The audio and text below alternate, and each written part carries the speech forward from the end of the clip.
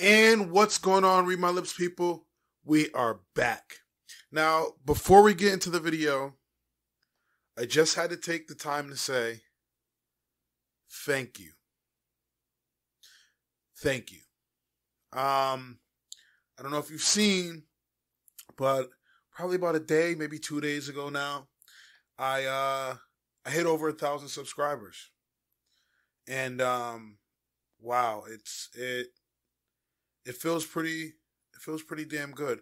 Look, when I started this channel, when I started this political channel, I said to myself, man, wouldn't it be pretty cool? Wouldn't it be dope to get 100 subscribers of whether they're like-minded or not people just to talk about politics with?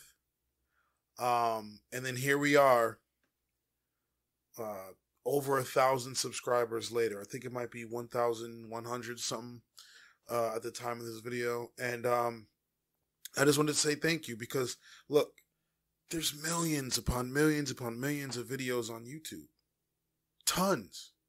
So for you to take the time out of our everyday crazy lives that we have and sit there and invest the time to listen to my video, whether you agree or disagree with me, is amazing. And I truly appreciate it because time is something that you cannot get back. It is so incredibly valuable. So again, thank you for 1,000 subscribers. I really appreciate it. And here's to a couple more thousand. Let's see if I have to do another one of these at 5K. All right, on to the video. So the debate is over, and if you recall from the video above, the cards above, I declared that Bernie Sanders and Andrew Yang were the winners of the 4th Democratic National Debate. So I declared this, but, you know, in the back of my mind, I had to ask myself, is it the bias? Am I being biased? Because if you look at this debate, people were saying they're winners, and it was all over the place, right? A lot of it was partisan. A lot of it was, you know, people stuck in their bubble, not wanting to see the debate for what it was. Some people said Pete Buttigieg was the winner. So I really had to ask myself, was I being biased? Or was my political judgment on point? And so I ended up watching a Secular Talk segment. And Cal Kalinske just pretty much reaffirmed what I was thinking about the winners. Here's the clip. The other difference is I'm upfront and I'm honest with my opinion. They won't tell you that they're corporate centrist neoliberals to their core, even though they are. You know, I'll tell you, yes, I consider myself populist left, a social democrat. I'm a supporter of Bernie Sanders. I let everybody know what my beliefs are up front, so you can't turn around and be, well, he's biased. Biased? No, I'm giving you my exact opinion up front. There's no unfair, you know, I'm not playing hide the ball with my ideology, and it's not like an unfair tilt in a certain direction. I'm telling you up front what my beliefs are. So there's a degree of honesty that you're never going to get in corporate media, because they're honestly trying to say that, oh, no, yeah, definitely, Mayor Pete and Amy Klobuchar, you know, objectively did a good job. Yeah, wait until the polls come out, and you'll see how that prediction goes. So they were definitely the losers. They were totally insufferable. Now, the winners. One of them is, you know, I already mentioned this in my initial debate thoughts, but I'm convinced on this, and then one of them I changed up. So the one who I changed up is I originally didn't like the way Yang performed, but I realized when I watched it over again, that was just because I disagreed with some of the stands that he was making. Now, when I watched it the second time and I tried to remove my own lens from it, my own bias from it, I actually think he did a really good job. And it should also, I mean, you got to understand, it's almost like there's a handicap against him. There's really is a bias built in against him because he's an entrepreneur who nobody knew before this election, and now he's up there and he's legitimately pummeling so many established politicians like Kamala Harris. I mean, it's so funny that she used to go around bragging, probably still does, I'm a top-tier candidate. Ugh, how gross. Like, Seriously, you're gonna acknowledge and admit, like, oh yeah, there are different tiers, and I'm in the top tier. No, I mean, what kind of smug, self-righteous nonsense is that? And it just so happens that, if you look at many of the metrics, he's beating her. And she's fallen off a cliff, and his trend is upwards. So I actually think Andrew Yang did a very good job. Even he agreed. Andrew Yang and Bernie Sanders were definitely the winner of that debate. If you're taking something else away from the winners of that debate, it's because you can't peel yourself away from your own biases to see who actually was the winner. Now, Kyle Kalinske, I know, is super Bernie. You're not convincing him to vote for anybody else otherwise. He's a super Bernie Sanders supporter to the nth degree. So for him to actually say Andrew Yang was a winner of that debate only solidifies the fact that my guess was correct on who the winner was. Now, I say all this to say, I had a conversation with Russell from Grassroots Yang Gang. If you haven't seen that video, you can click the link above. It was an amazing interview. It went on for about 40 minutes, and we talked about a plethora of stuff. But one of the things I mentioned in that interview was that the top three at some point, eventually, is going to be Bernie Sanders, Elizabeth Warren, and Andrew Yang. Now, if they're the top three, that means somebody had to get knocked out. And that's Joe Biden. His time is crumbling fast. Okay? He is losing his footing. His brain is melting. And he's incoherent quite often. His time is done. And I think as we start to see Yang rise, which is happening, we're going to see Joe Biden decreasing, which is happening. In a couple videos back, I said, look, Yang did 10 mil third quarter. He was on Biden's ass. Biden's the VP. And Yang was on his ass. Biden just had him by a couple mil. And Biden should have blew Yang out of the water with the status and name recognition that he has. But he didn't. And he couldn't. And Yang's on his ass. So I believe at some point, Andrew Yang is going to pass Joe Biden. Okay? Now, I was watching The Hill, The Hill's Rising, and ironically, Kyle Kalinske was on there. And they actually ended up talking a little bit about Biden and Yang, and one of the reasons why Yang will rise to the top. We're going to play that clip, and we're going to come back. Other side of the spectrum, Joe Biden spent way more than he took in this quarter and only has $9 million in the bank. That is less than Kamala Harris. How is this going to affect him in terms of his appearance of strength as a quote-unquote front runner, but also in terms of what he can actually accomplish with his campaign? Listen, Joe Biden is running a 1990s campaign in 2019, and it's hopeless because what he's doing is he's going around to all these wealthy, elite, liberal donors, and he's raising money, as much as he possibly can per person. So he's maxing out per person. There's no grassroots enthusiasm. There's no real boots on the ground. I mean, I'm sure that the number of people phone banking for Biden, knocking on doors for Biden, it's dwindling. If you talk to those people, they can't even tell you exactly why they support him. It's like I've called his support from the beginning default support.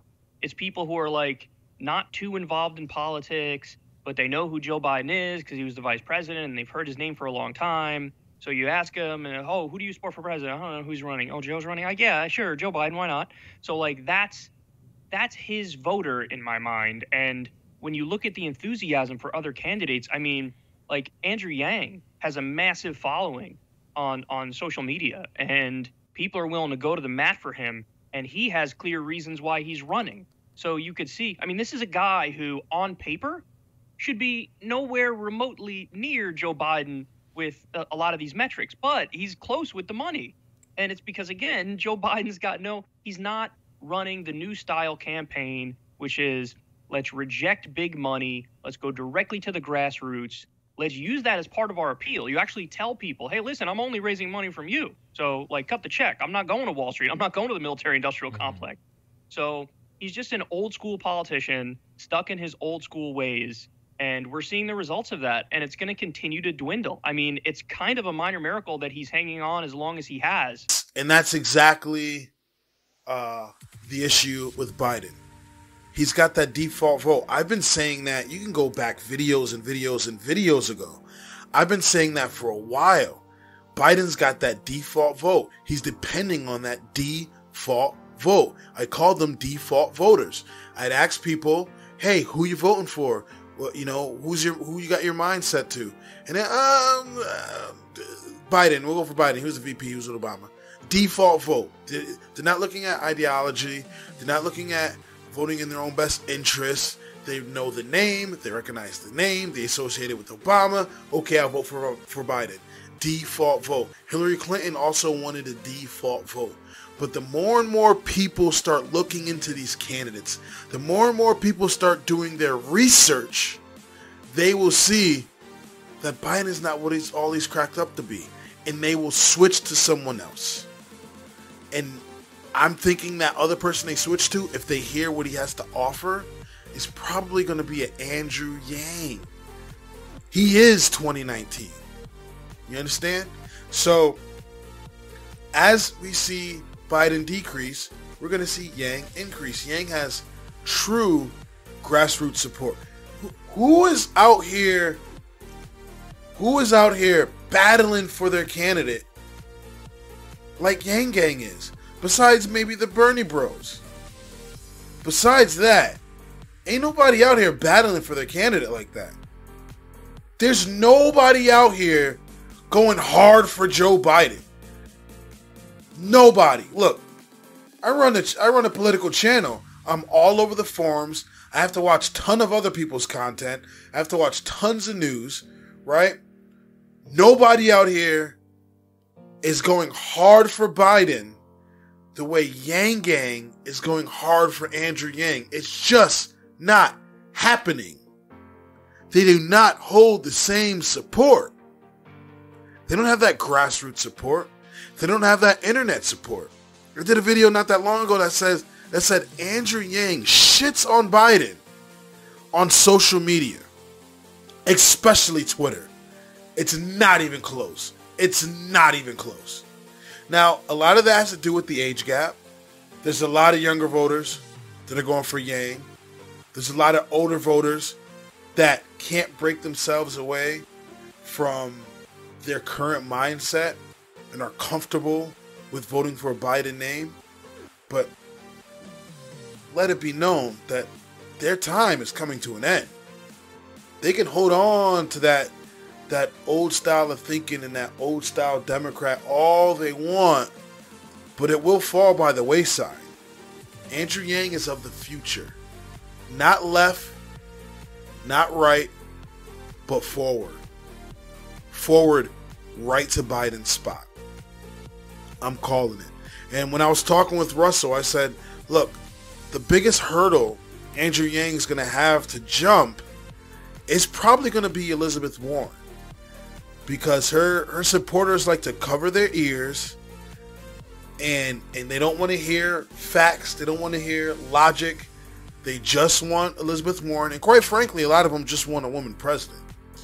AOC, Ilhan Omar, Rashida Tlaib, they're catching a lot of flack. For what? What are they catching flack for? Because they're women and they're voting for and backing up a man. What? What are you talking about?